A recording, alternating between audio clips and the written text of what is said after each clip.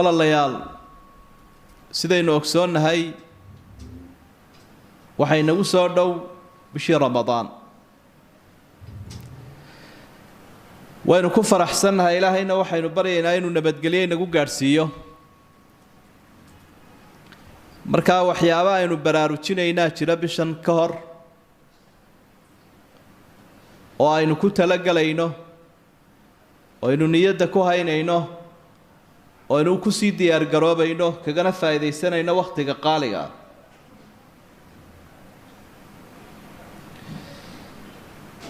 waxa kamida waxyaabaha aynu ku diyaar garoobayno inaynu ilaahay ugu mahadnaqno subxaanahu wa ta'ala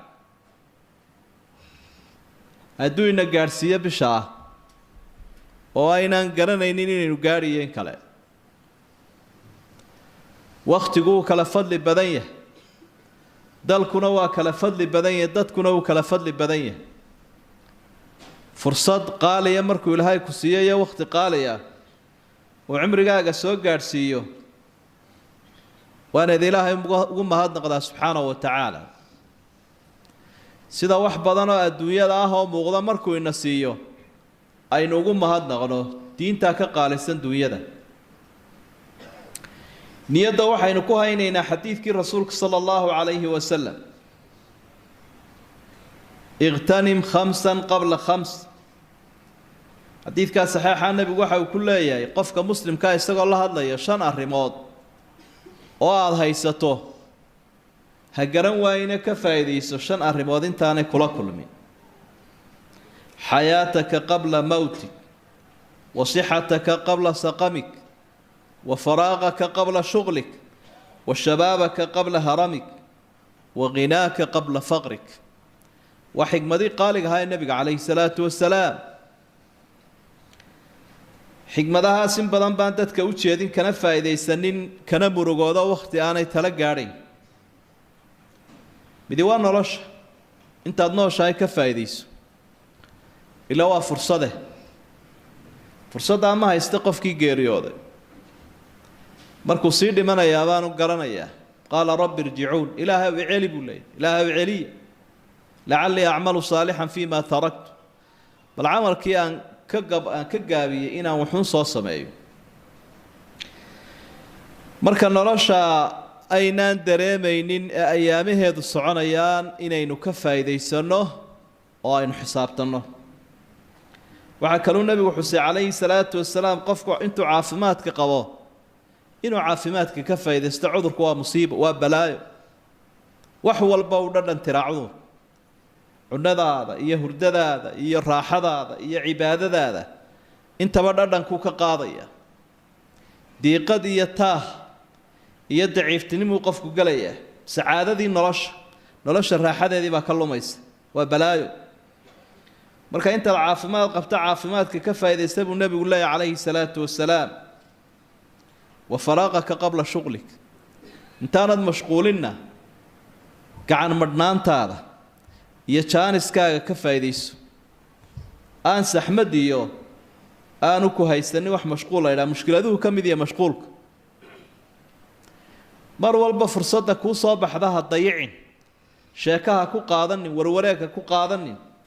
laakiin ku buuxi wax khayr leh dhalinyaradana uu la hadlay nabiga wuxuu leeyahay wa shabaabaka qabla haramik inta daayirti waa cimriga intiisa u qaalisan oo qiimaha badan waa intuu qofku daayiri marxaladda koritaanka uu ku jiro taana ka faa'iideysa buu nabigu leeyahay calayhi salaatu wasalaam intaanad gaboobin gabowga laftiisaaba cudurkiya dadkuna waxay ku kala horeeyaan ay ku kala tagaan siday uga faa'iideystaan dhallinyaranimadooda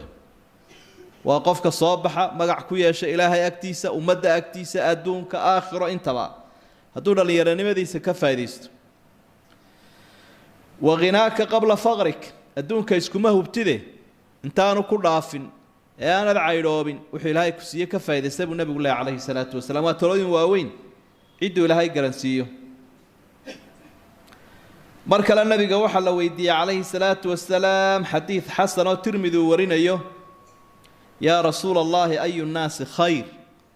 dadka yaa u fiican u wanaagsan asxaabtu qofka u khayr badan diin ahaan bay doondoonayaan si ayagu kaa u noqdaan nebigu waxa uhi man daala cumruhu waxasuna camalu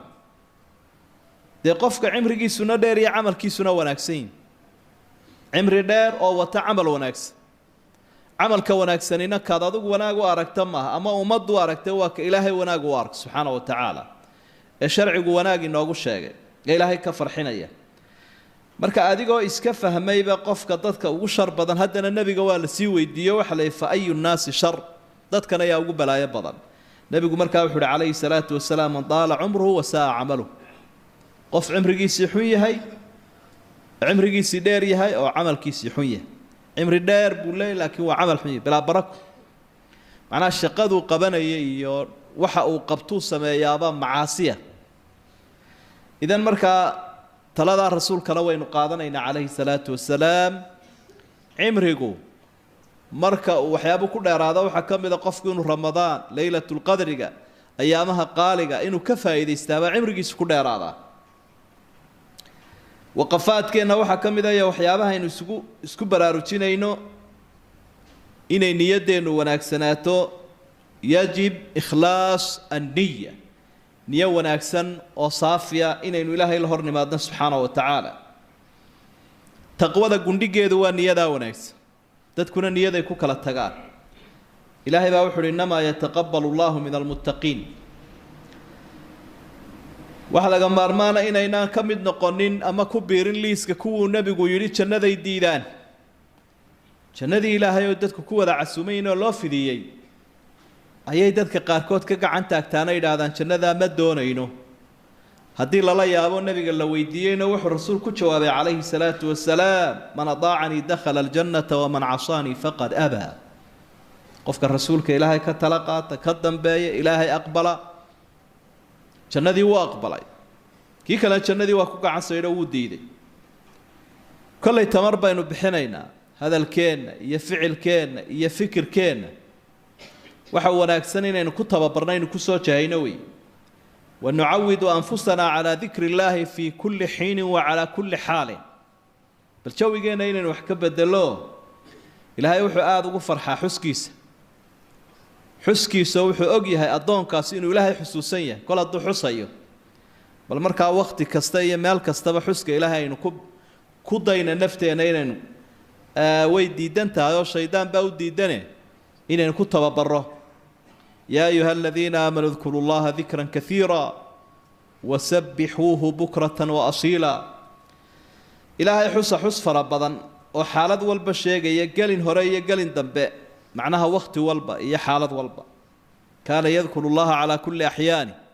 caaisha waxay leedahay rasuulka ilaahay sala allahu calayhi wasalam ilaahay buu xusaya wakhti walba xataa haddaanu daahir ahayn nebigu calayhi salaatu wasalaam amaan horta qur-aanka markaa dib u eegto daacaadka ama qeybaha cibaadada layna farayo ereyga kaiiran dikrigu raaciya qur-aanku ereygaa dikran markuu soo arooro kaiiran baa sida badan la socota wadaakiriina allaha kaiira wadaakiraat acadda allahu lahum makfirata waajran cadiima wuxuu ilaahay u raacinayaa kaiiran culimada waxay leeyihiin waa wax sahlan qofku ilaahay u sahlo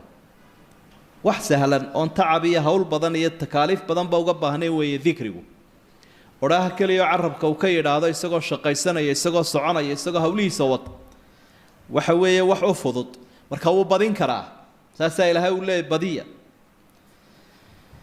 nebigu calayhi salaatu wasalaam wuxuu xusay dadku inay tartan ku jiraan wax lagu tartamana xuska ilaahay baa u fiican qaala rasuulu llahi sala allahu calayhi wasalam sabaqa almufariduuna qaluu wama almufariduuna ya rasuula allah qaala addaakiruuna allaha kaiira wadaakiraat dadka qayb waxaa jirta buu nebigu leeyahy dadka ka dheereeyey waana dadka ilaahay aada u xusa kolle waxun baad xusaysa laakiin xuska ilaahay badi waxyaabaa aynu baraarujinayna waxaa ka mida bishani waa bishii qur-aanka intii hore inaynu uga dhowaano inaynu akhrino oo aynu ku dhaqanno oo aynu bishaa aada u dhagaysanno oo aynu baranno oo aynu subcinno in dadka la akhrino qur-aanka siyaabaha loola noolaado noocyada kala duwan intaba inaynu ku dhowaano shahru lqur'aan shahru ramadaan aladii unzila fiihi lqur'aan qaarkood baa salafuna saalix la tilmaama 24 saacadood inay mar dhammayn jireen quraanka wax lala yaabana ma aha qofka ilaahay qalbiga u nuuray carabkiisa iyo qalbigiisa iyo jirkiisuba uu fudud yahay waxiga marka saacado kamid ah 24 saacadood ayuu ku dhameynaya 30 juz adigu bishaad ku qaadanayso nabiguna calayhi salaatu wasalaam wala akhri jiray asxaabta isaguna gaar buu ugu cibaadeysan jiray caalamka kore iyo malaa'igta ka timaadana waa la akhri jiray sida malakul jibriil oo kale اقرأوا القرآن فإنه يأتي يوم القيامة شفيعا لأصحابه isaga inoogu bushaareeyay nabigu calayhi salaatu wasalaam quraanka ergeynaya imanaya waa kalaamkii ilaahay hadduu ilaahay inooga ergeeyo ergada rajadeedu weynti inuu ilaahay noo aqbalo subxaanahu wa tacaala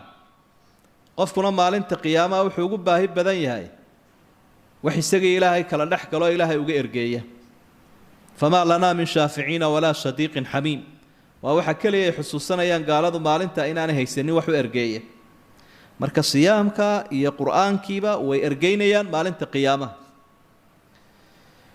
fursadan ramadaan dacwadda inuga faa'iideynayna dacwadda oo diinta ilaahay dadka la gaarsiiyo loo sheego loo gudbiyo intaad adigu waxiga ku dhaqantay kadib fursad bay tahay way dadkii muslimiinta qalbigoodii baa soo jeeda haday miyi tahay haday magaalo tahay haday iclaam tahay haday gurigaaga tahay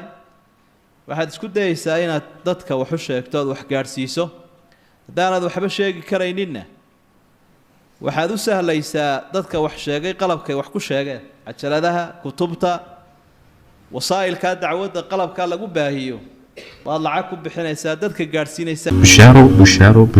haddii safar loo gali jiray barashada qur-aanka hadda waxaad ku baranaysaa qur-aanka iyo culumta shareecada adiga oo jooga gurigaaga iyo goobtaada shaqo dugsiga online-ka ee barashada qur-aanka kariimka iyo shareecada islaamka duruusta oo sida taxanaha u dhigo waxaa ka mid ah barashada qur-aanka kariimka ah iyo higaada culumta shareecada islaamka tarbiyada awlaada iyo luqadda carabiga haddaba isqoristu waa ay socotaa hadan hore ogaad wixii faahfaahin kala xiriir nambarada shaashada kaaga muuqda haboogaan dugsiga online-ka ee barashada qur-aanka kariimka iyo culumta shareecada ee daarul hijra